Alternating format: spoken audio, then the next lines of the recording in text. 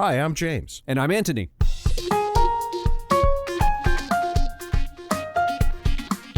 This Saturday bonus episode is a recording of an interview we gave on another podcast. Regular Words and Numbers episodes come out each Wednesday.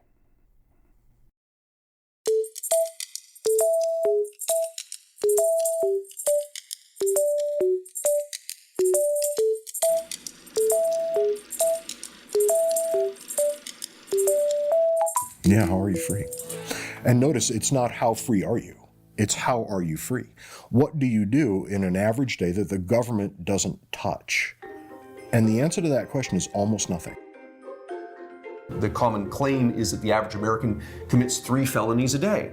It wouldn't surprise me at all. It's not because we don't want to obey the law, it's because the law has become so complex that we don't even know what it is anymore. The solution that Congress came up with was the Federal Register, issued every single day, in which agencies would publish any new regulations. America was founded very clearly on the concept of negative rights. And negative rights, the common parlance, is freedom from. You are free from. And what are you free from? You're free from governmental intrusion into your own life. A negative right is the right not to have something done to me. When people want to affect a change in the United States, they want to affect that change at the highest level possible. So as a matter of practical politics, as a matter of tactics, the smart move is to go right to the highest level he can hope to get to and affect the change there. There's nothing that will save more lives in this country than instituting a universal background check system. What we find is that the founding fathers designed a government purposefully to be extraordinarily inefficient. I've been working for 7 years now to get this thing closed.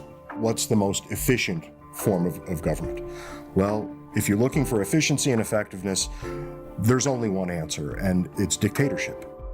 When you look at government of, by, and for the people, well, justice is the primary concern. How do you achieve that? Well, it has to take into account, on the one hand, what the people want, and on the other hand, what's best for the people. But who is qualified to decide what is best for them? That's a good question. Tell me, in the course of your average day, what you do that is not regulated by the government.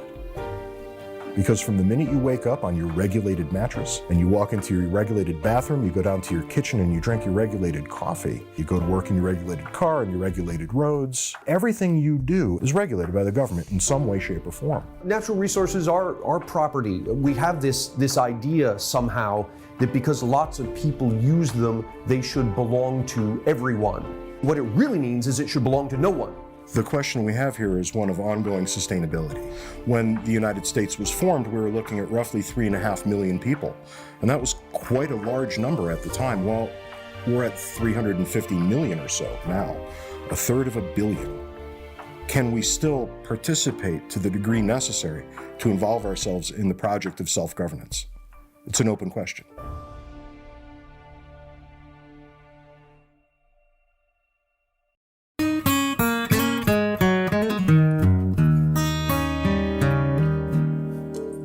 What is fairness? A tawdry philosophical question.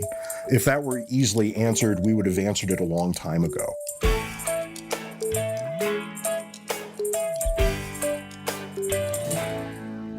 Many people who have had contact with the criminal justice system have been screened out of jobs at the point of application or at the point of interview before fair consideration. When we talk about fairness, I think what we're really talking about is justice. And if I were to ask the question, what is justice? I would be starting right where Plato started in the Republic a couple of thousand years ago.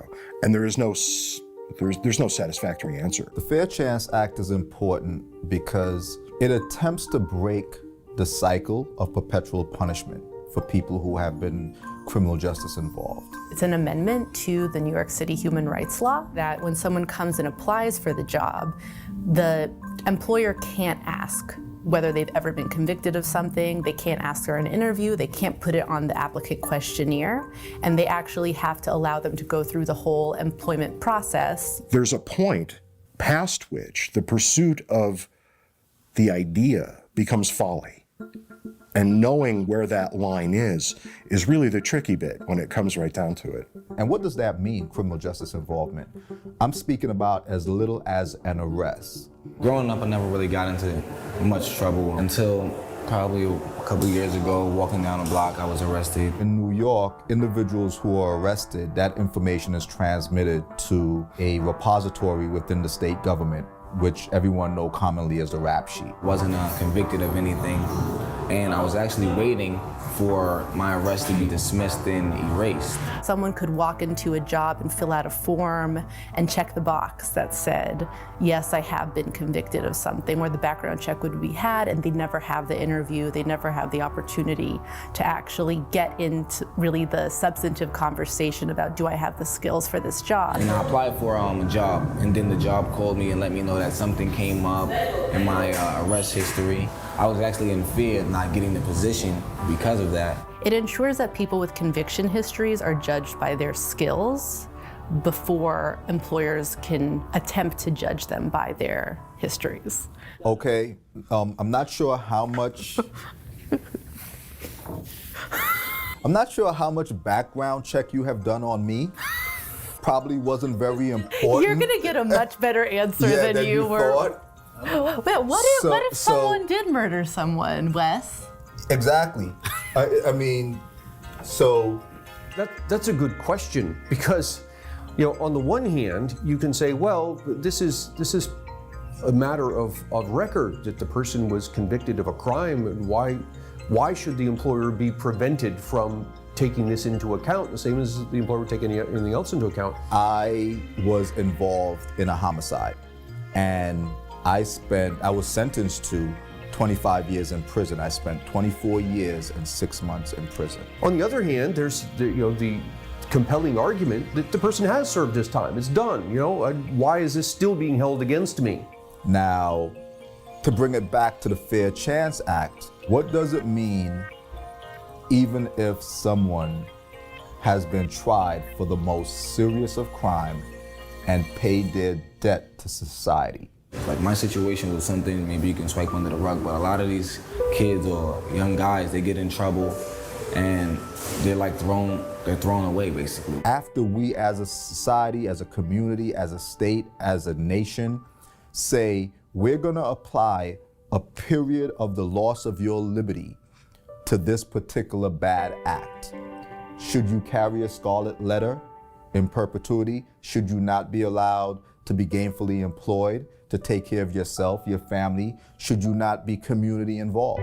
Once they go and serve their time, or if they are arrested or convicted, that's it. When Brooklyn Defender Services posted this position that I now hold and started interviewing people, not once did they ask me about my criminal justice background, and I appreciated that.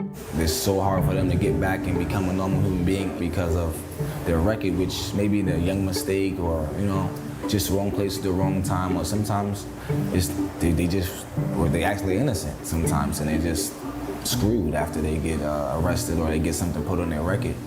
When you look at government of, by, and for the people, well, justice is the primary concern. How do you achieve that? Well, it has to take into account, on one hand, what the people want, and on the other hand, what's best for the people. But who is qualified to decide what is best for them, other than themselves? This is, I think, the fundamental tension of self-governance.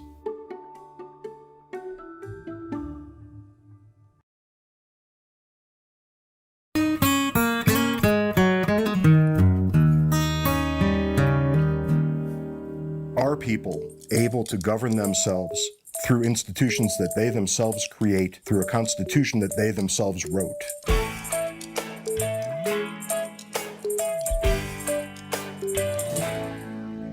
The idea of America is that people can participate to the degree that they can direct, to some degree, the affairs of the nation. Take a seat. I want to welcome you to your Los Angeles City Council. Every exercise of power in the Constitution ultimately is derived from the people. Alexandra Nagy. We came here today with a group of about 30 residents from across the city of Los Angeles, some impacted by the latest Porter Ranch gas blowout, to call on the City Council to support us in demanding the permanent shutdown of Aliso Canyon. Infrared video taken by environmental activists shows a noxious plume rising over Porter Ranch from the Aliso Canyon storage facility. My name is Alexandra Nagy. I'm the senior organizer with Food and Water Watch, and we're here today to urge you to stand with us in calling out the blackout blackmail that's been perpetuated by SoCal Gas. What this dramatizes, I believe, is that government is of the people. And we should have had it in the spirit of Lincoln, by the people and for the people. I'm born and raised in Los Angeles, where this disaster took place, and I just felt like I have to do something. I have to be acting. I have to be advocating for a future that we all deserve. Okay. So what would be the best way to go about? Let me give you my card if you could actually email me. Self-government is the ability of a people literally to govern themselves through institutions that they populate and control. As opposed to being governed by, some elite authority, a king or a dictator. Well, first it's so important to understand that the Constitution is itself an act of self-government. The Declaration of Independence, a decade before, was an act of self-government. Coming and directly speaking to your elected officials and people who can help us get what we want is extremely valuable. They don't often hear from constituents, and when they do, it's often the one-off crazies who are here every day. Has he ever been here before? The guy with the hat? Yeah. Oh yeah. His thing is crazy hats. So he has a new hat, and sometimes they're like really tall, and they've got all kinds of toys on them and funny stuff. Our enchiladas do count, don't they? Get ready. The top of the pyramid is coming down. Sometimes I go into my little voice like this as a kid talking to most of you. What they really need to hear is from the people whose decisions they make impact. We are not against a new fire department. It's the location of the new fire department that is the issue. And I just want to say, please, these animals need freedom. These animals do not belong in the circus and for our greed. Thank you.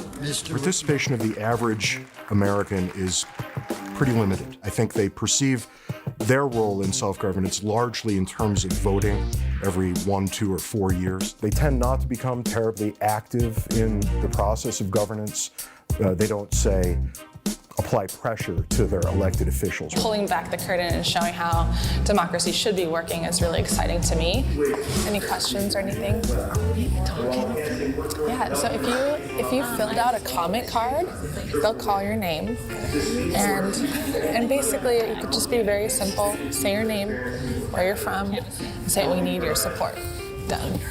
The more that we continue to empower ourselves and sort of take power and take ownership over these decisions, the better off we'll be. When they walk away from that responsibility in sufficient numbers, what you find is that the government grows and expands behind the scenes to fill in the void. So when people cede enough control and cease to be mindful of what the government does in their name, well, in the end, they have only themselves to blame.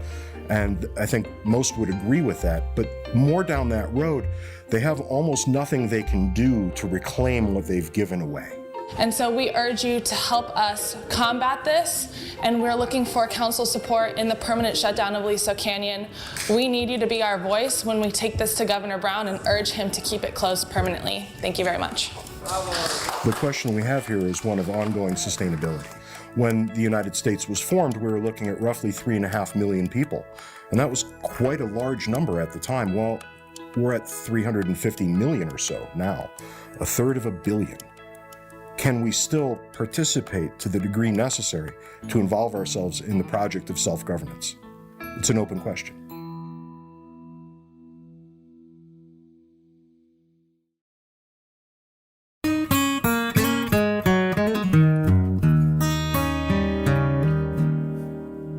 Positive and negative rights, the terms we use there are two ways to examine this idea of what a right actually is.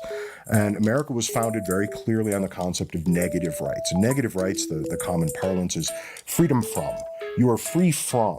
And what are you free from? You're free from governmental intrusion into your own life.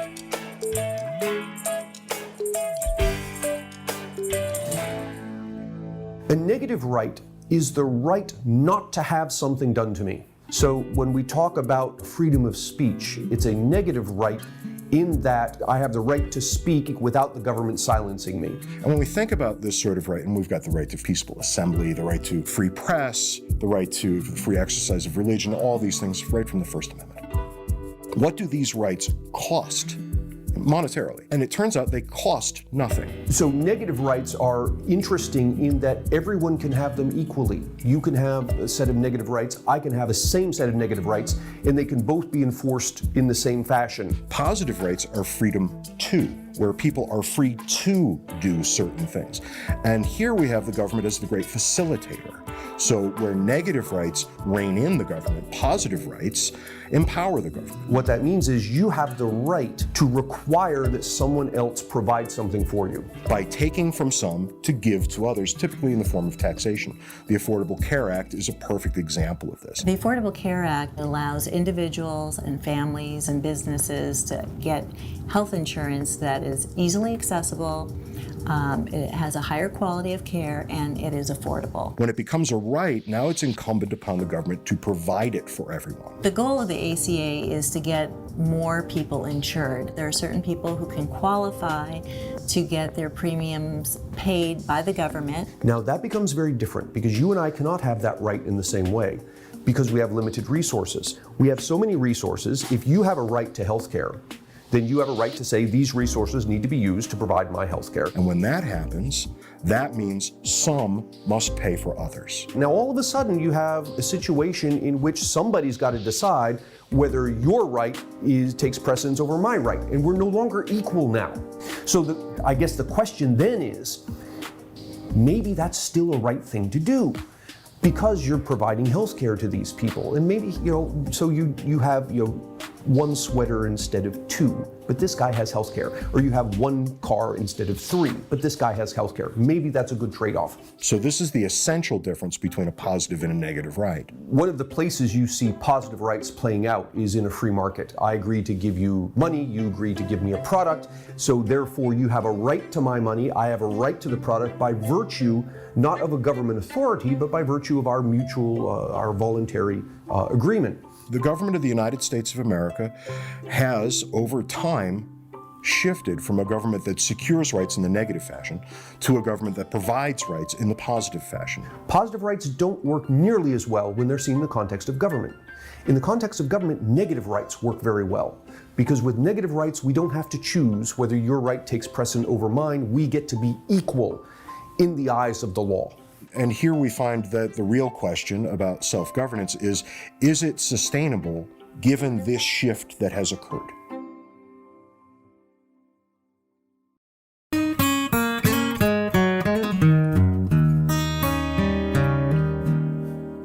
Hi, Elliot Roger here. Well, this is my last video. It all has to come to this.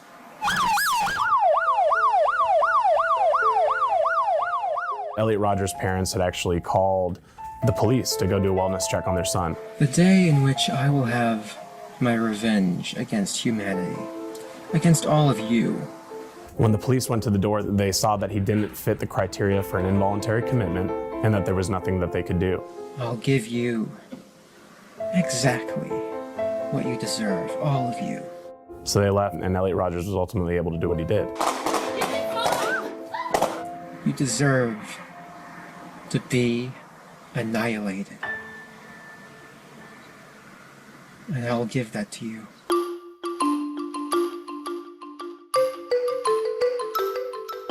In any form of government, there has to be a final word. And it's codified in the United States Constitution in the form of the Supremacy Clause. You have states like California that have done so much work to prevent these guns from getting in the hands of dangerous people, and they've done so many responsible gun laws. But cross the border into Arizona or Nevada, you don't even need to have a permit to carry a loaded weapon in public in Arizona. You don't need to pass a background check to buy a gun if you're buying from a private seller. The needs of a gun owner in Texas or here in California where I live may be different from this person that lives in downtown Chicago or in Manhattan. When people want to affect a change in the United States, they want to affect that change at the highest level possible. So as a matter of practical politics, as a matter of tactics, the smart move is to go right to the highest level he can hope to get to and affect the change there. There's nothing that will save more lives in this country than instituting a universal background check system. For me, getting that passed on a universal level would be a dream. The Supremacy Clause refers to Article 6, Section 2 of the Constitution, and it proclaims that the federal laws made under the Constitution and the treaties made under the Constitution are the supreme law of the land. And when there's a clash between the Constitution, federal law, or a treaty and a state law, federal law prevails. We're not out to take guns away from any responsible law-abiding gun owners. The whole point of everything about what I do is to just keep guns out of the hands of dangerous people. I'm just not a fan of one-size-fits-all law coming from some politician in D.C.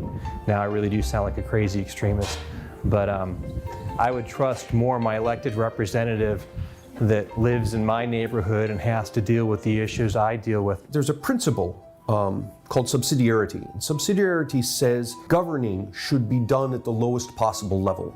In other words, if there's some problem that requires governance and the local town council can deal with it, then the state should not.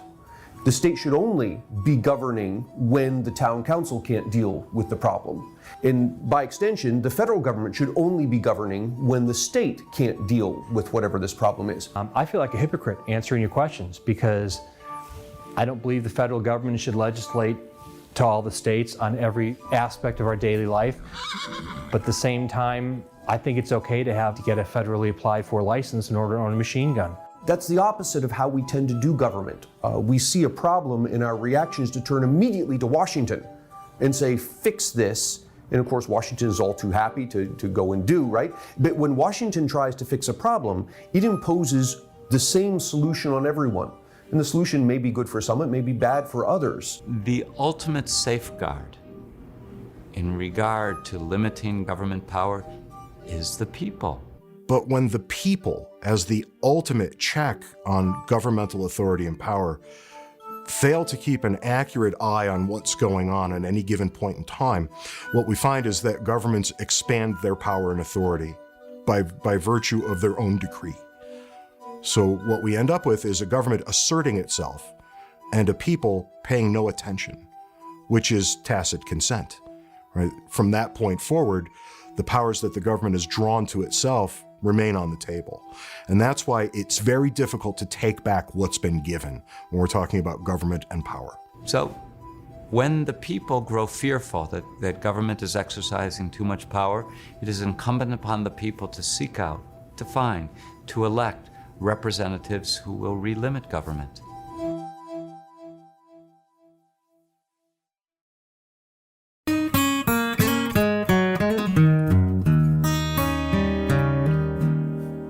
When is a law a law? That's something that philosophers of law work on quite a lot.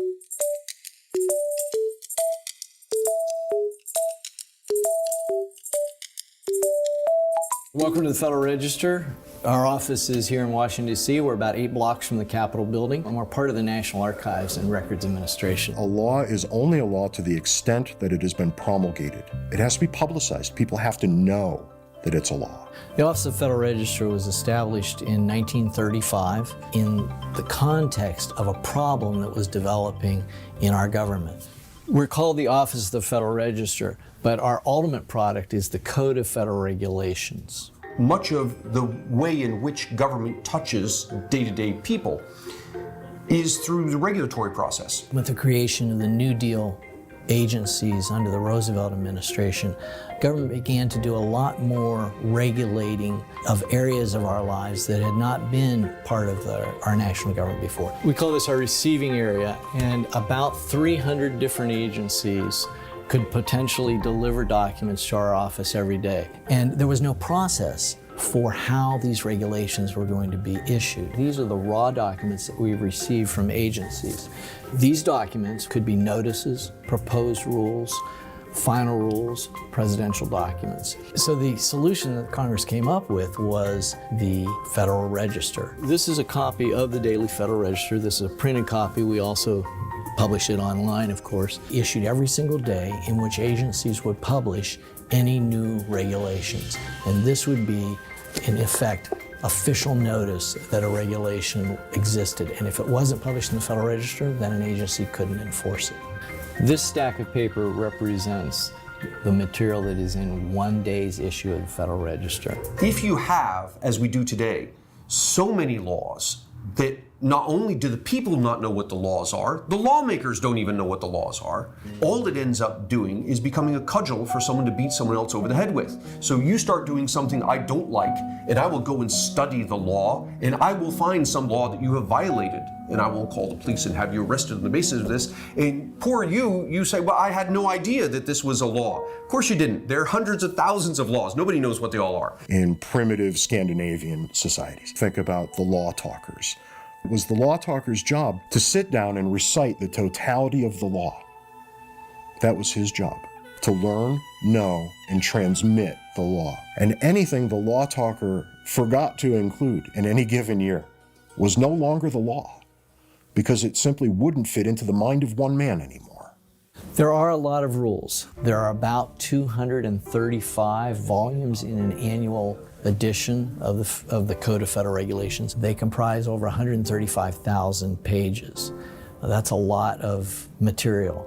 But those rules not only restrict us, they also protect our rights in many ways. So you have rules relating to agriculture, to customs, to aeronautics and space, internal revenue, and they are constantly being updated. The common claim is that the average American commits 3 felonies a day. It wouldn't surprise me at all. It's not because we don't want to obey the law, it's because the law has become so complex that we don't even know what it is anymore. In 2015, we published 80,000 pages of material in the Federal Register. You have to ask yourself, is this approach to governance sustainable in the long term? Because we see the growth of the Federal Register over time, and it starts incrementally, and then the growth becomes quite exponential. Well, what happens when it just keeps going? Here's an issue from 2006, and I see there's some regulations dealing with the Golden Gate National Recreation Area, dog management. The Federal Register book is very dense. It has a lot of dense text, and just like when you're driving down the street and you see the notice of a hearing, somebody wants to do something and they're providing public notice of that. The Federal Register is that sign along the road where agencies are publishing notice of actions they're going to take that affect you and me. And this is our opportunity to be involved in that process and have a say. And I would encourage anyone to take advantage of that.